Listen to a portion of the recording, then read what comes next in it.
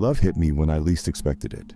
I was 25, fresh out of college, still living in the small, sleepy town of Glendale. The plan was always simple: work for my father's business, help run the family's construction company, and stay close to my roots. My family expected nothing less. We weren't rich, but we built everything we had with our own hands. Loyalty to the family first, my father always said. Then I met Sophie.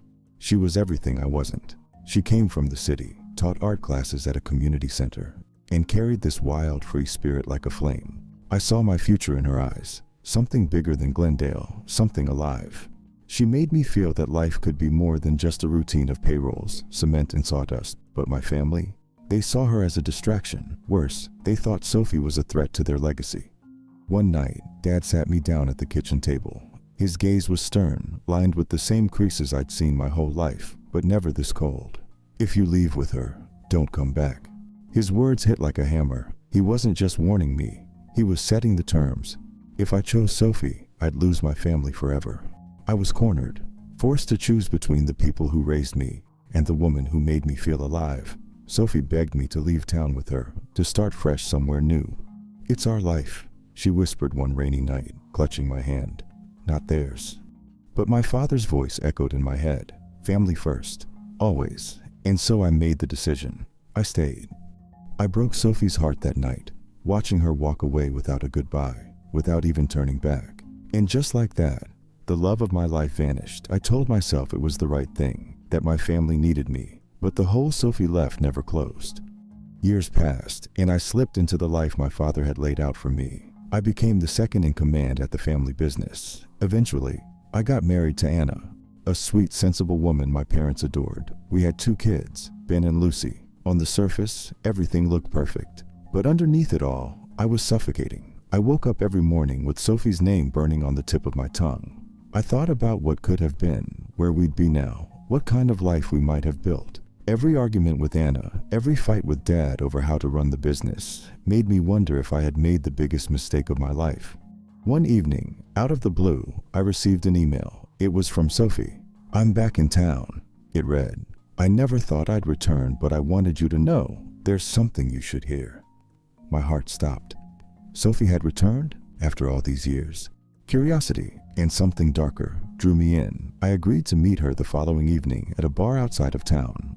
When I saw her sitting at the table, nursing a whiskey, my breath caught. She looked older, wiser, but the fire in her eyes was still there. We talked for hours, and it felt like no time had passed. Then, out of nowhere, she hit me with the twist I never saw coming.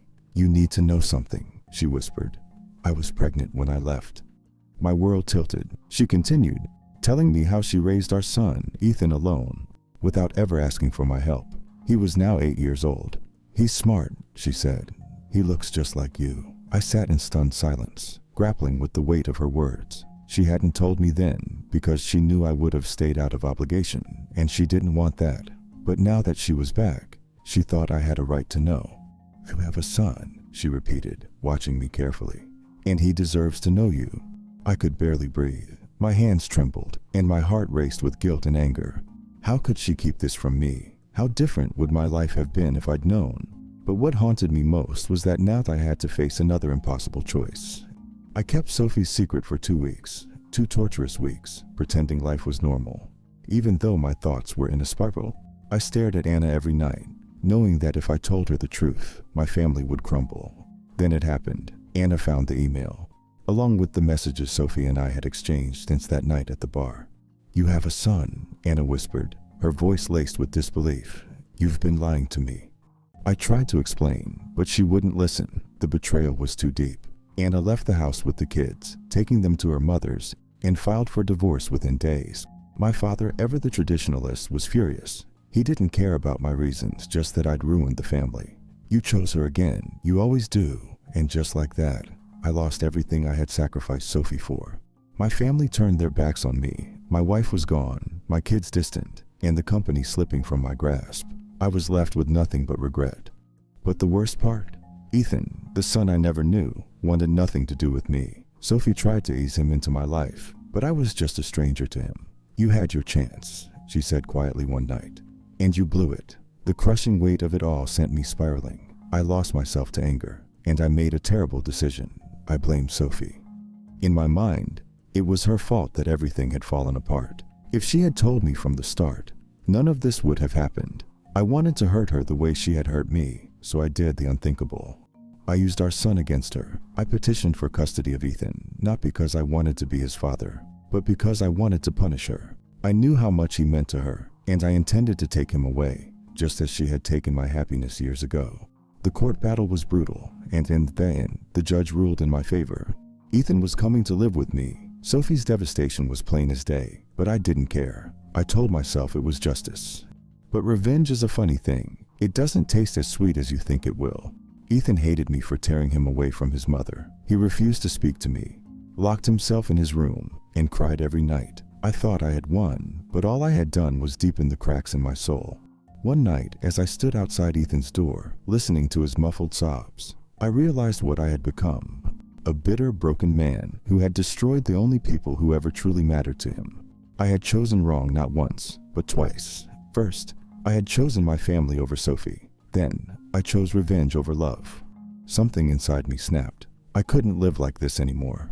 The next morning, I called Sophie. "You can have him back," I whispered, my voice heavy with regret. "I was wrong. I'm sorry." The silence on the other end felt like a lifetime, but then she said something I never expected. "I forgive you." Those 3 words broke me. Sophie and I worked out a way to co-parent Ethan, slowly, carefully, without the bitterness that had poisoned us before. It wasn't easy, but over time, Ethan started to trust me. And Sophie, she became my friend again. We never rekindled our romance, but we built something stronger: understanding, respect, and forgiveness.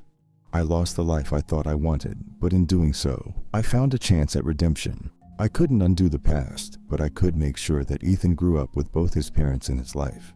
And as for Sophie, well, she'll always be the one who got away. But some mistakes once made can't be undone. I still wonder what might have been if I had chosen differently all those years ago. But I've learned that regret doesn't have to define you. Redemption, in the end, is a choice too. And this time, I chose right. Thanks so much for watching. I'd love to hear your thoughts about this story, and share your ideas for future videos. See you in the next video.